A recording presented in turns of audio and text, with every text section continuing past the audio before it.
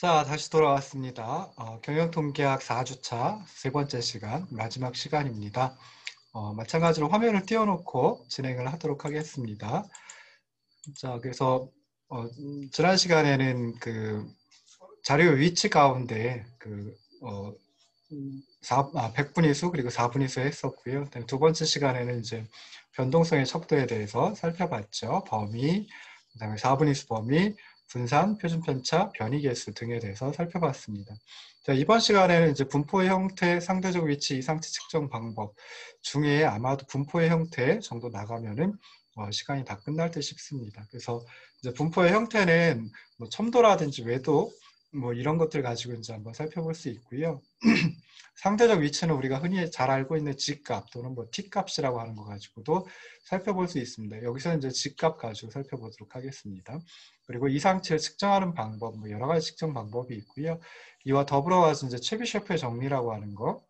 그래서 분포 어떤 자료가 있을 때 분포의 형태를 갖다 요약해서 정말 얘기할 때 보통은 평균하고 표준 편차 가지고 얘기를 많이 합니다. 그래서 평균과 표준 편차만으로도 그 자료의 어떤 분포의 형태를 보여줄 수 있다라고 하는 걸 체비셰프의 정리라고 얘기를 합니다. 그래서 그런 것들에 대해서 살펴보도록 하겠습니다. 먼저 이제 이번 시간에 하게 될 거 분포의 형태입니다. 그래서 분포의 형태는 외도하고 그리고 이제 첨도 두 가지 가지고 살펴볼 수 있습니다.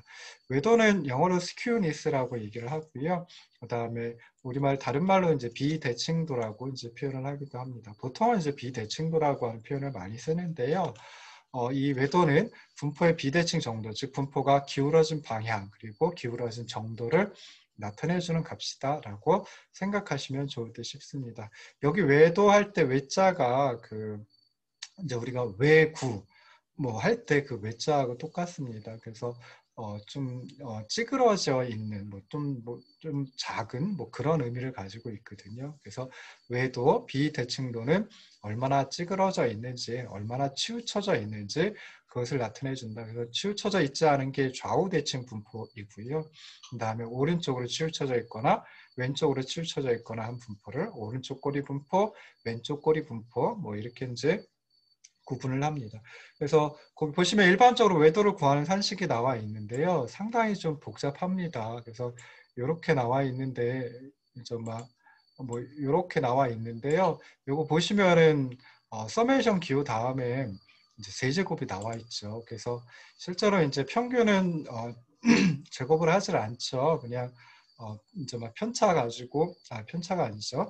평균을 이제 다 더하고 그다음에 표본의 크기 또는 모집단의 크기로 다 나눠지죠. 그래서 그냥 어떻게 보면 제곱하는 게 없이 그냥 1차 함수 형태를 가지고 있습니다. 근데 분산은 제곱을 하죠. 그래서 뭐 어떻게 보면 이제 2차 함수, 그래서 2차 공률을 가지고 있다라고 얘기를 하고요. 외도 같으면 비대칭도 같으면 이제 세제곱을 합니다. 그래서 뭐 3차 정률이다 뭐 이렇게 이제 표현을 하기도 합니다. 첨도는 4제곱을 하거든요. 소개를 해드리진 않지만은 4제곱을 합니다. 그래서 4차 정률이다. 뭐 이렇게 이제 얘기를 하기도 합니다. 다시 평균은 1차 정률, 뭐 1차니까 정률이라고 보기도 어렵지만 1차 정률, 그다음에 분산은 2차 정률, 그리고 외도는 3차 정률, 그다음에 첨도는 4차 정률, 뭐 이렇게 이제 표현을 하는 분들도 간혹 있어요. 그래서 여기서 보시면은 이렇게 이제 외도 비대칭도를 구한다라고 하면은 자 세제곱이니까 이 서메이션 한 값이, 그러니까 세제곱이니까 서메이션 뒤에 괄호에 붙어 있는 이 값이 플러스가 될 수도 있고 마이너스가 될 수도 있죠. 만약에 편차가 플러스이다라고 하면 그러면 세제곱 편차를 표준 편차로 나눠주고 세제곱 한 것도 당연히 이제 플러스가 될 테고요. 편차가 마이너스다라고 하면 편차를 표준 편차로 나눠주고 세제곱한 건 또 마이너스가 됩니다. 그러니까 그걸 갖다 다 서메이션 해주면은 그리고 나서 뭐 앞에 이제 n 오버 n-1 곱하기 n-2가 있긴 하지만은 그러니까 편차라고 하는 게 결국은 이제 외도 비대칭도 구할 때 이제 굉장히 중요하다라고 하는 거 살펴볼 수 있죠. 편차의 그 방향이 플러스냐 마이너스냐. 그래서 요렇게 구한 비대칭도가 제로이다라고 하면 그때는 좌우 대칭인 분포가 됩니다. 근데 그렇지 않고 이렇게 구한 비대칭도가 0보다 크다라고 하면 오른쪽 꼬리 분포 모양을 하고요. 비대칭도가 0보다 적다라고 하면은 왼쪽 꼬리 분포를 취하게 됩니다. 그래서 다음 페이지인 다음 쪽 39쪽에 있는 그래프 가지고 보시면은 패널 A 같으면은 외도가 자료는 제가 임의로 구성을 해봤거든요. 그래서 외도가 마이너스 0.9852이고요. 비대칭도가. 그럼 이건 0보다 적은 게 되죠. 그래서 0보다 적으니까 비대칭도 외도가 0보다 적으니까 왼쪽 꼬리 분포이다. 라고 생각을 하시면 좋겠습니다. 마찬가지로 패널 B 같으면은 제가 자료를 구성했는데 임의로 구성했는데 외도가 비대칭도가 0.8770이 나왔고요. 이럴 때는 이제 오른쪽 꼬리 분포한다라는 걸 생각을 해볼 수 있습니다. 그리고 마지막 패널 C가 제가 자료를 임의로 구성하긴 했지만 좌우 대칭이 되도록 구성을 했습니다. 그리고 나서 외도를 구해봤더니 0.빵빵빵빵 0이 나옵니다. 그래서 외도 비대칭도가 0일 때는 좌우 대칭인 분포가 자료의 분포가 좌우 대칭이다라고 하는 거 살펴볼 수 있습니다. 이거 실제로 이제 구해보지는 않지만요. 대졸 초임 자료에서 12명 대졸 초임 자료에서 마이크로소프트 엑셀의 기술 통계법 활용해가지고 외도를 측정해 보니까 1.7189였습니다. 그러니까 외도 비대칭도가 0보다 큰 거죠. 0보다 크면은 오른쪽 꼬리 분포 모양을 취한다.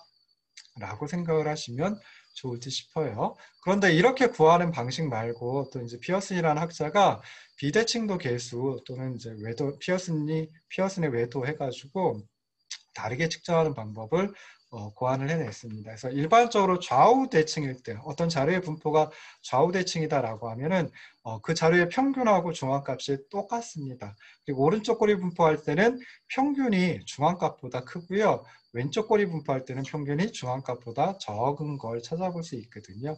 그래서 피어슨이라는 통계학을 만든 굉장히 위대한 학자께서 이 비대칭도 계수, 즉 평균과 중앙값의 위치에 따라 외도 또는 비대칭도를 측정을 했습니다. 그리고 그런 산식을 갖다 제시를 했고요. 그래서 그놈을 피어슨의 비대칭도 계수라고 얘기를 합니다. 그래서 간단하죠. 앞에 나왔던 식보다 훨씬 더 간단합니다. 그래서 이렇게 이제 비대칭도 계수를 구합니다. 그래서 피어슨의 비대칭도 계수 SP라고 하면은 이놈은 X바 표본 평균에서 중앙값 MD를 빼주고 3을 곱해주고 그리고 표준편차 S로 나눠준 놈이다 라고 생각을 하시면 돼요. 그래서 이렇게 피어슨의 비대칭도 계수 SP가 0이다 라고 하는 소리는 분자의 괄호 안에 있는 X바 평균과 그리고 MD 중앙값이 일치한다라는 소리가 되겠죠. 그래서 그럴 때 좌우 대칭인 분포가 되고요.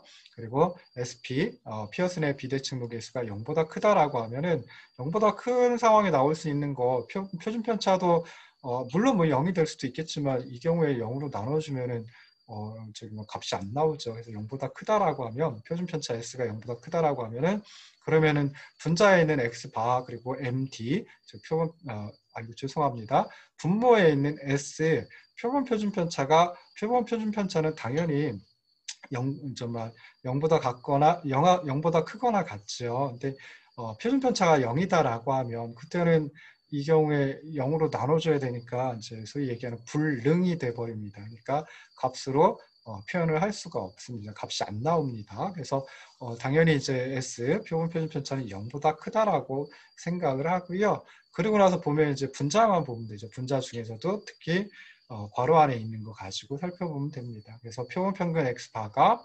MD 표본의 중앙값보다 더 크다라고 하면은 당연히 분자 괄호 안에 있는 값이 0보다 커지고요. 그럼 3을 곱해준 값도 0보다 크고 그다음 표준 편차로 나눠준 것도 0보다 크게 됩니다. 그래서 거꾸로 생각해 보면은 피어슨의 비대칭도에서 SP가 0보다 크다라고 하면 그때는 표본 평균 X바가 중앙값 MD보다 크다. 그래서 이럴 때는 오른쪽 꼬리 분포를 한다라고 이제 생각을 하시면 되겠습니다.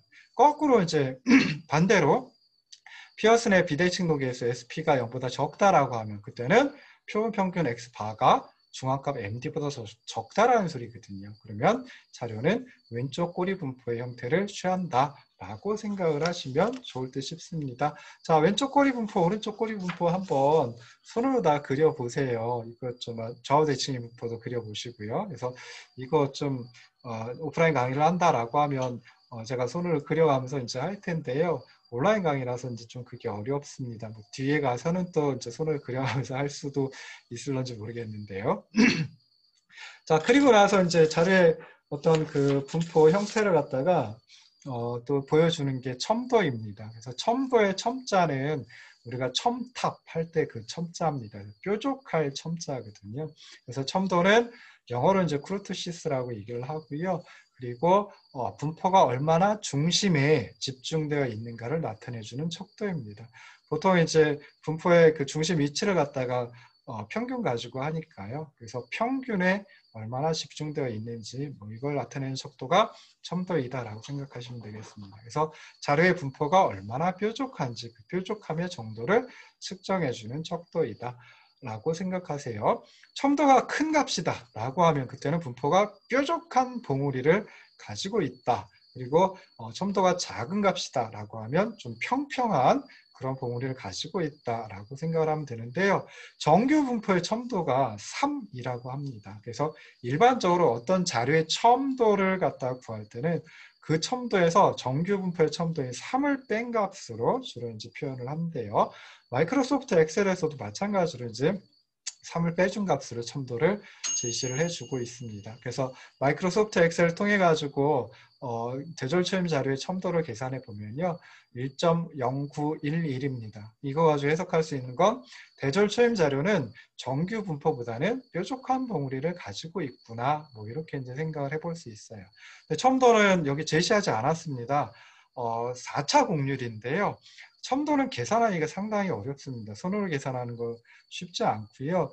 당연히 마이크로소프트 엑셀이라든지 계산기를 이용해서 구해야 되는데 실제로 이걸 구하려고 하다 보면은 또 통계학에서 별로 그렇게 활용을 하지 않습니다. 외도 같으면 얼마나 이그러져 있는지 찌그러져 있는지 살펴보기 위해서 그러니까 자료의 어떤 자료 분포의 정규성이라든지 그러니까 정규 분포에 가까운지 뭐 그런 걸 이제 찾아보기 위해서 외도는 많이 쓰는데요. 첨도는 그냥 정규 분포보다 더 뾰족한지 덜 뾰족한지 뭐 이런 것들만 그러니까 정규성을 만족시킨다라고 하면 외도가 0에 가깝다라고 치고 하면은 그때는 첨도를 굳이 뭐 계산해 가지고 뭐 해석할 게 없습니다. 그래서 통계학에서 별로 사용을 하질 않고요. 그래서 저도 여기서 이제 뭐 크게 이렇게 뭐 그 계산하는 방법이라든지 이런 걸 이제 제시하지 않았습니다. 자, 그래서 마지막 시간에는 그냥 분포의 형태를 나타내주는 또 다른 척도 외도하고 첨도를 했어요. 그래서 보통 여기까지 해가지고 마이크로소프트 엑셀에서 기술통계법이라고 하는 걸 통해 한꺼번에 산출을 해내줍니다. 계산을 해줍니다. 그래서 앞서서 우리가 그 실습 자료 12번째 자료가 있었고요. 거기 기술통계법 활용이라고 하는 게 제목이었는데 근데 여기서 외도와 첨도까지 한꺼번에 계산해 준다. 그러면 우리는 이제 그거 가지고 해석만 하면 되는 거죠. 그래서 그렇게 이제 생각을 하시면 좋을 듯 싶습니다.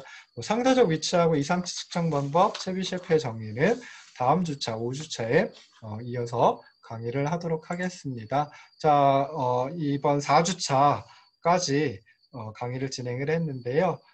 모르겠습니다. 제가 잘하고 있는지, 여러분들이 잘 이해하고 있는지, 여러분들이 잘 이해해야지 제가 잘 강의를 한다라고 생각을 해볼 수 있겠죠. 그래서 한번 보시고요. 그리고 또 이해가 안 되는 부분이 있으면은 한 번 더 꼼꼼히 들어보시고요. 그래도 이해가 안 된다라고 하면은 저에게 뭐 이메일이나 아니면 전화나 아니면 문자라든지 뭐 이런 걸 통해 가지고 질문을 꼭 해주시면 좋겠습니다. 여러분들이 질문을 해주시면은 그럼 제가 귀찮은 게 아니라요. 제가 훨씬 더 좋은 강의를 할 수가 있어서 저도 굉장히 좋거든요. 그래서 꼭 질문할 게 있으면 질문하시고 모르는 게 있으면 질문하셔서 꼭 잘 알아갈 수 있도록 하시면 좋을 듯 싶습니다.